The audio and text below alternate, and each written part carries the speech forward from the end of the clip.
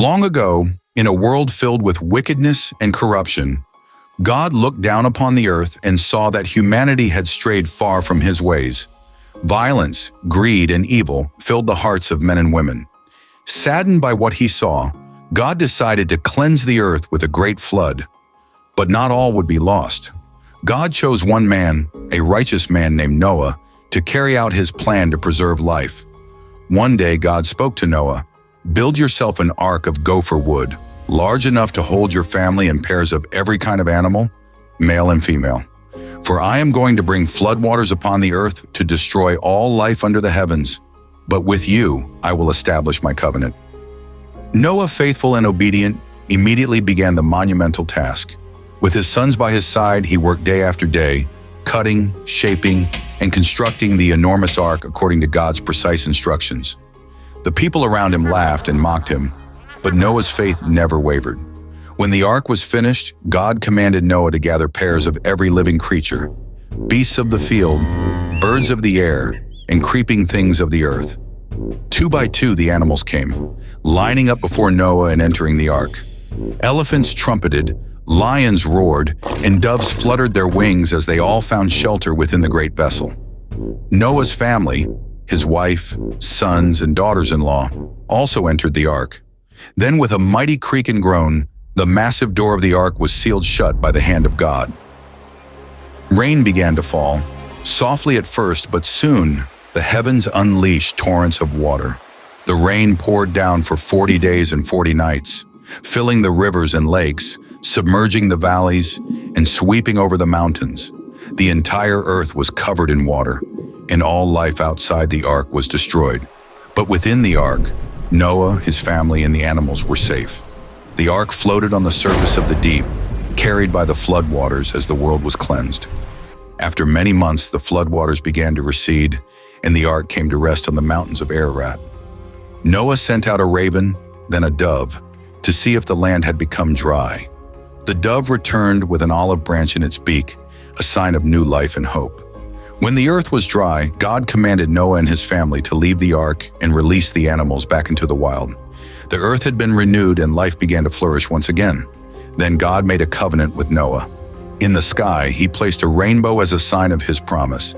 "Never again will I destroy the earth with a flood." The rainbow stands as a reminder of his covenant and the hope of new beginnings. The story of Noah's Ark teaches us about faith, obedience, and God's promise of renewal. Long ago, in the land of Egypt, the Israelites lived as slaves under the harsh rule of Pharaoh. Fearful of the growing numbers of the Hebrew people, Pharaoh ordered that every newborn Hebrew boy be thrown into the Nile. But in the midst of this cruelty, one mother took a brave and desperate step to save her son. She placed him in a basket, set it among the reeds of the Nile, and let him float down the river, praying that God would protect him. As the basket floated along the Nile, it was discovered by none other than Pharaoh's daughter. Moved by compassion, she took the baby into her arms and named him Moses, meaning drawn out of the water. She raised him as her own within the very palace of Pharaoh, unaware that this child would one day challenge the kingdom. Moses grew up as a prince of Egypt, but his heart never forgot his Hebrew heritage. One day, seeing an Egyptian beating a Hebrew slave, Moses was filled with anger. He struck the Egyptian down. Fearing for his life, Moses fled into the wilderness and found refuge in the land of Midian. In Midian, Moses became a shepherd and started a new life. But God had a greater plan for him, a plan that would lead him back to Egypt. One day, as Moses tended his flock on Mount Horeb, he encountered something extraordinary. Before him, a bush burned with fire, but it was not consumed. As Moses approached, a voice called out from the flames, "Moses, Moses!" It was the voice of God. God told Moses that he had seen the suffering of his people in Egypt and had chosen Moses to lead them out of slavery. Moses was fearful and hesitant, but God assured him, "I will be with you." Armed with God's power and the support of his brother Aaron, Moses returned to Egypt to confront Pharaoh. Standing before the mighty ruler, Moses delivered God's command, "Let my people go." But Pharaoh's heart was hardened, and he refused. And so the stage was set for one of the most powerful displays of God's might, the 10 plagues that would fall upon Egypt. The The story of Moses is one of faith, courage, and the power of God to transform the life of one man into a story of deliverance for an entire nation. God chooses the unlikely to fulfill his great purposes. In ancient Egypt, the Hebrew people lived in bondage, suffering under the harsh rule of Pharaoh. For years, they cried out to God for deliverance, and God heard their prayers.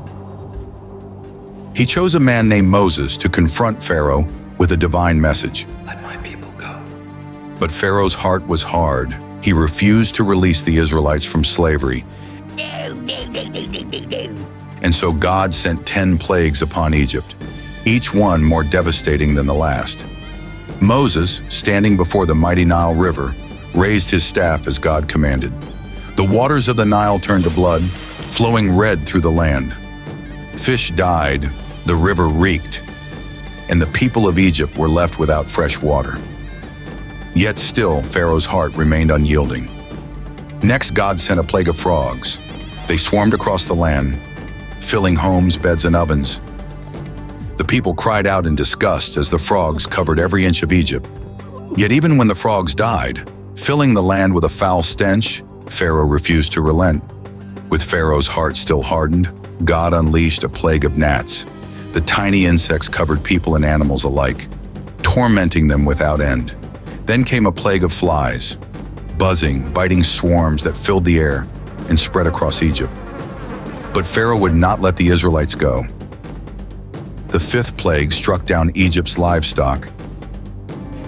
Cattle, horses, and donkeys fell sick and died, leaving the people in ruin. And yet Pharaoh did not budge. In response, God sent a plague of boils, painful sores that broke out on the skin of every Egyptian, from the highest noble to the lowest servant. Still, Pharaoh's heart remained like stone.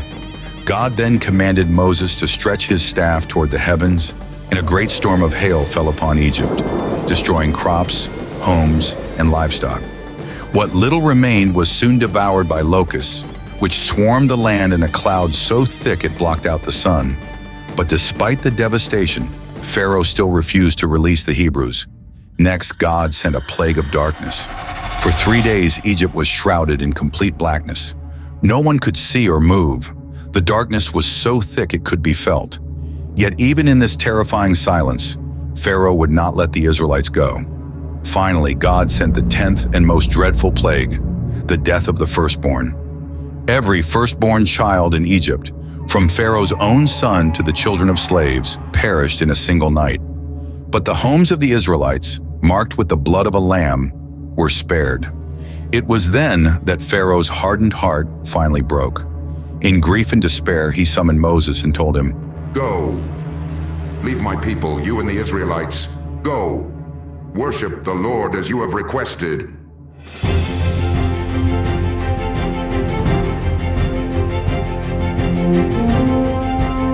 And so, after years of slavery, the Israelites were free. Moses led them out of Egypt, and the long journey to the Promised Land began. The 10 plagues of Egypt remind us of God's power to deliver his people. Even in the face of the greatest opposition, God's will prevails. After their miraculous escape from Egypt, Moses led the Israelites through the wilderness, following God's promise to lead them to the land flowing with milk and honey. But before they could enter the Promised Land, they needed something more: guidance, rules to live by.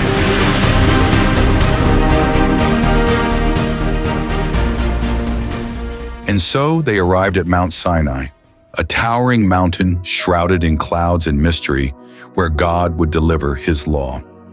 As the Israelites camped at the base of the mountain, Moses ascended alone into the clouds that covered the summit. There, in the presence of God, the earth trembled and the sky thundered. The people below waited anxiously as Moses stood before the Almighty. God's voice echoed through the mountain peaks, and he gave Moses something extraordinary: the 10 Commandments. Laws that would shape the hearts and lives of his chosen people for generations to come. The first commandment: I am the Lord your God. You shall have no other gods before me. God demanded that the Israelites worship him alone, the one true God who had delivered them from slavery. The second: You shall not make for yourself an image in the form of anything in heaven above or on the earth beneath. God's people were to trust in him, not in idols or images. The third, you shall not misuse the name of the Lord your God. His name was sacred, and they were to speak it with honor and reverence. The fourth, remember the Sabbath day by keeping it holy. On the seventh day, the people were to rest, just as God had rested after creating the world. The fifth, honor your father and your mother. Respect for one's parents would ensure a long and prosperous life in the land the Lord was giving them. Then came commandments that would ensure justice and morality among the people. The sixth, you shall not murder. The seventh, you shall not commit adultery. The eighth, you shall not steal. The ninth, you shall not give false testimony against your neighbor. And finally, the 10th, you shall not covet the possessions or relationships of others. These laws were more than rules. They were a covenant between God and his people, a guide to living a life of holiness, justice, and love. Through these commandments, God showed his people how to live in harmony with him and with one another. After 40 days and 40 nights, Moses descended from the mountain, carrying 2 stone tablets inscribed with the commandments. His face glowed with the light of God's presence, and the Israelites stood in awe as he approached. These laws, written by the very hand of God, were a gift to his people, a foundation for their lives and their faith. In the bustling city of Jerusalem, the temple stood tall, its grand gates welcoming worshipers from near and far. Inside the temple, the courts were alive with the sound of footsteps and voices. People from all walks of life brought their offerings, each contributing to the sacred treasury as they honored God with their gifts.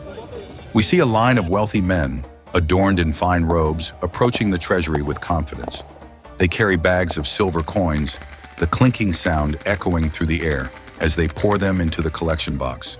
Their gifts are large, and those around them take notice. But amidst the grandeur and wealth, a figure appears at the edge of the crowd, small, unnoticed by most. She is a poor widow, her clothes worn and humble. Her hands tremble slightly as she reaches into the folds of her robe. The widow approaches the treasury quietly. In her hands, she holds 2 small copper coins, the smallest of all offerings. With a deep breath and a heart full of faith, she drops the coins into the treasury box. As she turns to leave, her heart is at peace. She has given all that she had, trusting that her small offering, given with great love, would be seen by God. From a distance, Jesus has been watching. He calls his disciples to him, and with deep admiration, he says, "Truly, I tell you, this poor widow has put in more than all the others. They gave out of their wealth, but she, out of her poverty, put in all she had to live on." The disciples are amazed by his words. How could such a small offering be worth more than the riches of the wealthy? But Jesus teaches them that it is not the size of the gift that matters, but the heart behind it. The widow gave everything she had, trusting fully in God's provision. The story of the widow's mite is a powerful reminder that God values our hearts above all else. Even the smallest act of generosity, given with faith and love, is seen by God as precious and valuable. If you enjoyed this story, please share it with your friends and family to help spread this message of faith and generosity. And don't forget to like this video and subscribe to our channel for more inspiring Bible stories brought to life through animation.